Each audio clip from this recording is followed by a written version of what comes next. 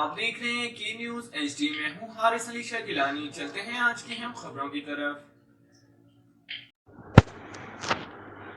رخ کریں گے ساہیوال کا، جہاں سے رپورٹ کر رہے ہیں ہمارے نمائندے عمران بصیر.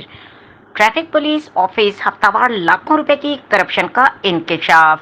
لائسنس انچارج نے شہریوں کو ہیلے بہانوں سے دونوں ہاتھوں سے لوٹنا شروع کر دیا. بتایا جاتا ہے کہ کچہری سے تیار شدہ فائلیں درجنوں کے حساب سے پولیس اہلکار لاتا ہے، جن پر ٹاؤٹ مافیا کی چٹس لگی ہوتی ہیں. کوڈ کے ساتھ ریٹ اس کا ٹیسٹ پاس کروانے کے مختلف ریٹ مقرر ہیں. میرٹ نام اور کیمرہ صرف کرپشن اور لوٹ مار کے لیے لگایا گیا ہے. اس کی لاہور مانیٹرنگ ہو رہی ہے، جس کے خوف سے شہری پیسے دینے پر مجبور ہو جاتے ہیں. ڈرائیونگ لائسنس برانچ میں بڑھتی ہوئی کرپشن کے خلاف شہریوں نے I G Punjab, additional I G warden, R P O Sahiwal اور ڈی پی او ساہیوال سے فوری نوٹس لینے کا مطالبہ کر دیا. مزید خبروں اور اپڈیٹس کے لیے ہمارے ساتھ رہیے گا. تب تک کے لیے اپنا خیال رکھیے گا. اللہ حافظ.